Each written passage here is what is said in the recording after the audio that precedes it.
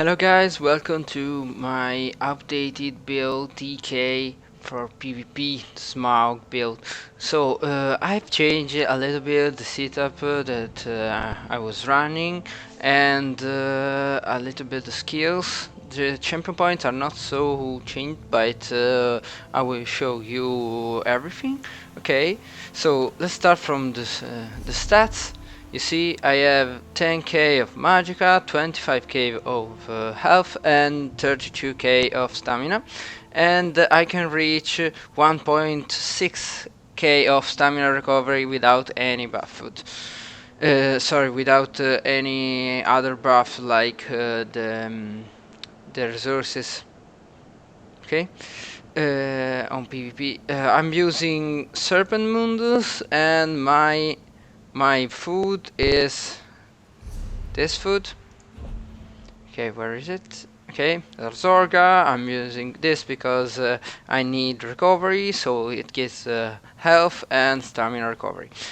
For potions, you can use Essence of Immobility. Okay, this is really good, or just Essence Speed, but I prefer because we have rally. Okay, use Immobility is better. Okay, this is all for the stats. Now, no, the only thing that I didn't show you is the weapon damage. You see it's a little bit low, 2.1k, but okay, you see if I buff myself, I can reach 2.5 here, and I will reach 4.3, 4.4 if I'm going, no, sorry, 3.7 if I'm going, if the set procs. The set is always the Ravaging set. I like really a lot because in a fight it could be up more than half of the time. Okay, you see, this is good. All impenetrable, all with stamina enchantment. Okay, then I'm using two pieces, tremor scale, one medium and one light to have the undaunted passive. You see, all enchanted with stamina. You can I let a little bit more magicka, but you can put stamina. It's okay. You see, this has a half percent of proc when you taunt when you use the taunt ability. What is the taunt ability? Okay, this pierce armor is the taunt ability. We have another taunt ability. Okay, this is magicka, and I prefer don't use it. Okay, it's better to use this because we are melee. You can use it the morph that are magicka. Okay, I don't ever use it. So there's morph that is magicka based. You can use it to be a little bit range, but use this is better. Then and I'm using 5 pieces Viper. This is a proc set, really strong on PvP. 3 jewelry, all enchanted weapon damage. 1 sword, sharpened, and a shield impenetrable with stamina, please. And a maestro axe. You can use whatever you want. I prefer just using a maestro because I have more weapon damage and a little bit more healing, okay, and damage with the executioner.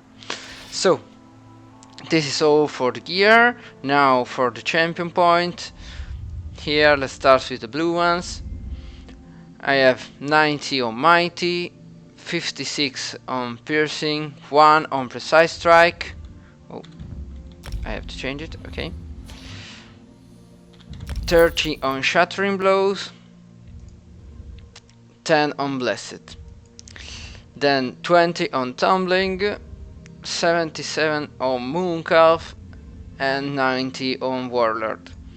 The red ones, quick recovery, 30, 60 and 60 on elemental defender and hardy, and 37 on resistance. This is all for the champion point.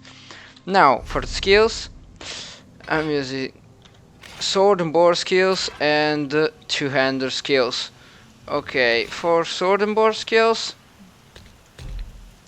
I'm using Dragonfire scale, good to reflect the projectile. Ignis shield, good because it protects ourselves and gives us major mending to boost vigor.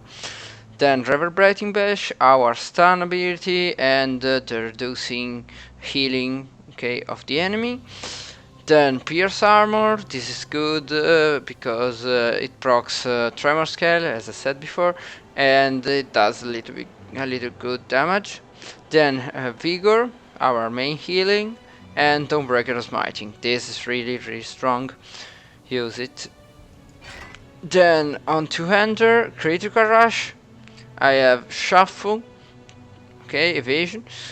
Reverse slice, I prefer this more on the other ones because I'm not dueler, so in an open world it's better to just kill an enemy and on the same time do a little bit damage to the enemy near the other. Okay, then you can use Venomous Claw, you can use, this is our utility skill, so you can use Volatile Armor to boost a little bit your resistance. You can use okay, Stone Fist to stun the enemy when it is ranged, okay? You can use Molten Armaments if you want to use a little bit more heavy attacks. Then whatever, no, not here. Okay, this is all. Or well, you can use, of course, you can use rapid, you can use caltrops. Okay, I prefer using this morph of the caltrops and this morph of rapid maneuver, but it's up to you. Then rally, okay, our buff ability and still a pretty good healing. Okay, you know how it works. And then corrosive armor, I like it because when I have it I can just be a god in the middle of the enemy for 10 seconds, so it's really good. If you don't like it, okay, you can use standard. If you are only PvPer, just use standard might, shifting standard, because you can use 2 times, okay? You can place it, then move it and replace it.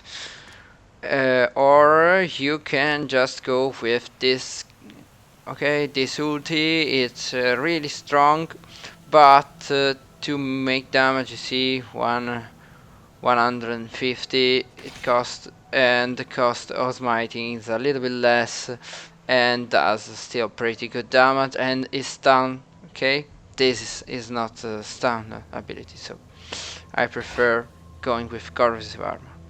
Okay, this is all for the skills and it's all for everything. Remember, charge, critical rush, then swap and use pierce armor in this way, okay?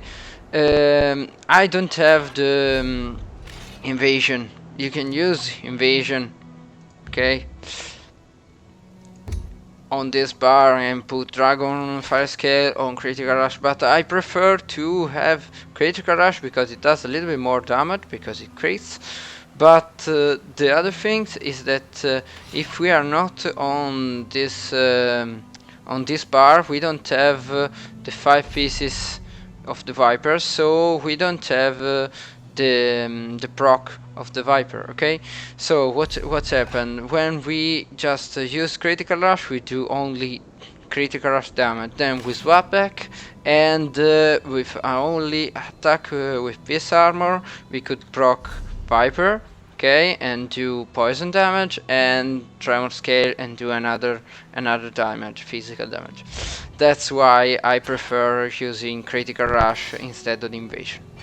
Okay, this is all for the build. Thank you for watching, and if you just liked the video, just put like and don't forget to subscribe. See you!